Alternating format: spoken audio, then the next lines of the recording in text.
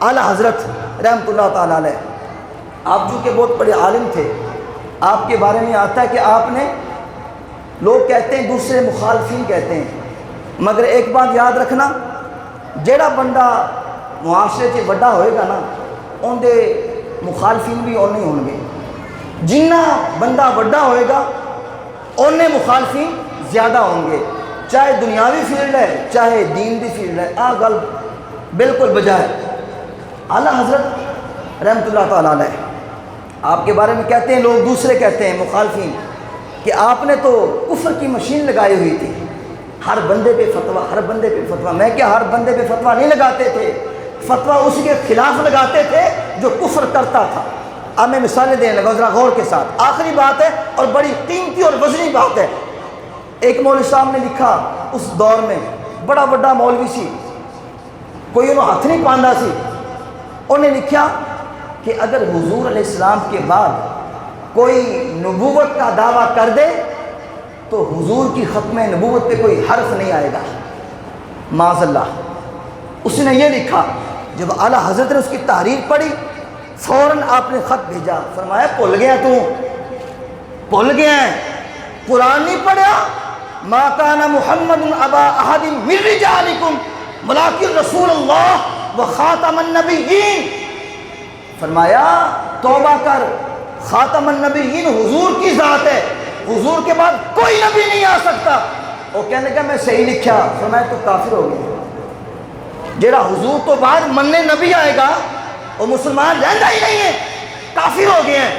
اچھا جی، ایک وہ مولوی صاحب اور اٹھے، وہ کہنے لگے جی اللہ تعالیٰ ہر چیز پہ قادر ہے، ان اللہ علی کل شیء قدیر، اللہ تعالیٰ جھوٹ بھی بول سکتا ہے، معاذ اللہ ثم معاذ اللہ۔ اب مجھے آپ بتائیں ایک بات سے، جو بندہ اللہ تعالیٰ کے بارے میں یہ عقیدہ رکھے جھوٹ بول سکتا ہے، اسے کیا پھر مسلمان ہار ڈالیں گے؟ ذرا تکڑی بات نہ بولو یار۔ جو بندہ کہے اللہ جھوٹ بول سکتا ہے، اس کے بارے میں ہمارا اچھا خیال ہوگا؟ تو آپ نے خط لکھا، ہو بندے دا پتر بن جا، بھول گیا ہے یا کوئی چیز پی کے عبارت لکھی ہے، توبہ کر کہ یہ عبارت غلط ہے، اللہ تعالیٰ اس سے پاک ہے، اللہ تعالیٰ ہر چیز پہ قادر ہے مگر جھوٹ نہیں بول سکتا۔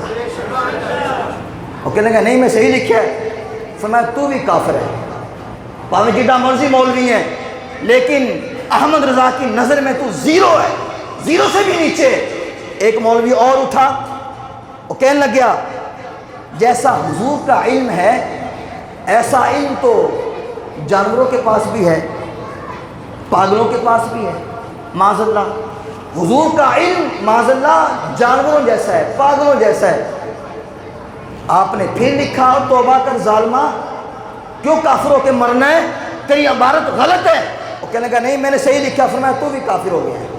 چوتھا بندہ ایک اور اٹھا، وہ کہنے لگا کہ اگر نماز میں گدے بیل کا خیال آ جائے تو نماز نہیں ٹوٹتی، اگر حضور کا خیال آ جائے تو نماز ٹوٹ جاتی ہے۔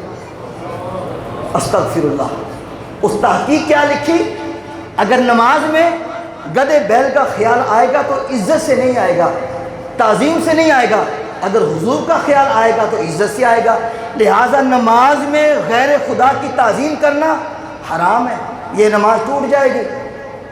میں کہا کیا بات تھوڑے علم دی، میں کہا جیڑا علم حضور دے آداب نہ سکھاوے نا اس عالم تے لعنت ہے، پاویں عالم ہوئے پاویں عام آدمی ہوئے، جو حضور کا ادب نہ سکھا سکے اس سے کمینہ بندہ کائنات میں کوئی پیدا ہی نہیں ہوگا۔ جب اس نے کہا نا نماز میں حضور کا خیال آ جائے تو نماز ٹوٹ جائے گی، میرے سیدی اعلیٰ حضرت وجد میں آ گئے۔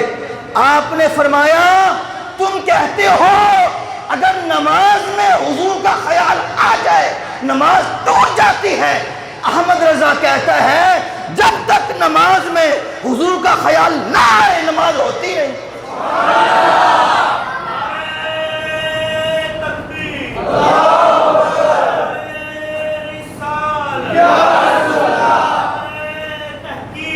ادائے دید سراپا نیاز تھی تیری، ادائے دید سراپا نیاز تھی تیری، کسی کو دیکھتے رہنا نماز تھی تیری، یہ اقبال نے یوں ہی نہیں کہہ دیا، ازاں ازل سے تیرے عشق کا ترانہ بنی، نماز اس کی دید کا ایک بہانہ بنی۔ ہیں جی، حدیث پاک پیش کرنے لگا ہوں، بخاری کے اندر موجود ہے، کوئی یہ نہ کہے مولوی صاحب نے جذباتی بات کر دی، کتاب ساتھ لے کے آیا ہوں میرے سامنے۔ عزیزان گرامی، حضرت سیدنا سعد بن سعد رضی اللہ تعالی عنہ بیان کرتے ہیں، پیارے آقا مولا صلی اللہ تعالی علیہ وآلہ وسلم قبیلہ بنی عمرو بن عوف کے مابین صلح کرانے کے لیے تشریف لے گئے۔ آپ کو آتے آتے دیر لگ گئی، نماز کا وقت ہو گیا، بلال حبشی نے اذان پڑھی، اذان کے بعد اقامت پڑھی۔ صحابہ کو پتا تھا حضور کے بعد جس ہستی کا مقام ہے اس کا نام ابو بکر صدیق ہے۔ اگر حضور کہیں آگے پیچھے ہوں گے اس کے بعد جو مقام ہے وہ ابو بکر صدیق کا ہے۔ جناب صدیق اکبر سے بلال حبشی نے کہا، حضرت حضور لیٹ ہو گئے، لہذا آپ مصلی رسول پہ آ کے نماز پڑھائیے۔ حضرت صدیق اکبر نے کہا، اللہ اکبر، نماز شروع ہو گئی، ابھی نماز مکمل نہیں ہوئی تھی، میرے کریم نبی تشریف لے آئے۔ یار انہاں کے ذرا تکڑے ہو کے زور لاؤ، کیا جڑی نا دورو دیوار مسجد ہے قیامت تک گواہیاں دین حضور دے عاشق بیٹھے نے۔ ابھی صدیق اکبر نماز پڑھا رہے تھے، دوران جماعت حضور تشریف لے آئے۔ جب حضور تشریف لائے آپ آ کے صفوں میں شامل ہو گئے۔ صحابہ نے دیکھا حضور آ گئے، حضور آ گئے، دل کو سرور آ گئے۔ ہائے ہائے، جب حضور تشریف لے آئے صحابہ نے دیکھا تے کھبے آدھی ہتھیلی ہوتے، سجی آدھی دائیں ہاتھ کی ہتھیلی بائیں ہاتھ کی پشت پر تصفیق کہتے ہیں، یوں کیا، یوں زور سے اشارہ کیا۔ مطلب کیا؟ صدیق اکبر سمجھ جائے حضور آ گئے، آپ سمجھ جائے حضور آ گئے۔ یہ کب کام ہو رہا ہے؟ نماز کے علاوہ کی بات نہیں ہے، بخاری کے حدیث ہے، مسلم کے اندر بھی ہے، نماز کے اندر صحابہ اور حضور آ گئے، حضور آ گئے۔ صدیق اکبر کی عادت تھی جب نماز پڑھاتے تھے نا بڑی خشوع و خضوع کے ساتھ، پتہ ہی نہیں ہوتا تھا کیا ہو رہا کیا نہیں ہو رہا، تو صدیق اکبر نے توجہ ہی نہیں کی، یہ کام بڑھ گیا، پہلے سے اور دگنا ہو گیا، مبالغہ ہو گیا۔ صدیق اکبر نے ہلکی سی آنکھ دائیں بائیں کی نا، دیکھا حضور آ گئے۔ حضور نے فرمایا، ابو بکر اپنے مصلی پہ کھڑے رہو، نماز مکمل کراؤ۔ صدیق اکبر نے یوں کیا، پیچھے آ گئے، فرمایا نماز مکمل کراؤ، پیچھے آگے مصلی چھوڑ دیا، باقی نماز آ کے حضور نے پڑھائی۔ نماز کے بعد حضور نے فرمایا، ابو بکر میں نے جو تمہیں منع کیا تھا مصلی نہ چھوڑو، تم نے کیوں چھوڑا؟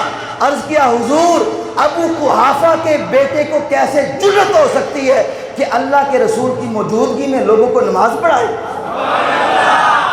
میں کہا جھلیو، انسان بنو انسان، جو تم کہتے ہو نا نماز میں حضور کا خیال آ جائے نماز ٹوٹ جاتی ہے، سنو یہ اعلیٰ حضرت کا فتویٰ ہے، جس نماز میں حضور کا خیال نہ آئے نماز ہوتی نہیں۔ کچھ منٹ لیٹ ہو گئے، معذرت، آئندہ انشاءاللہ اس کی تلافی ہو جائے گی۔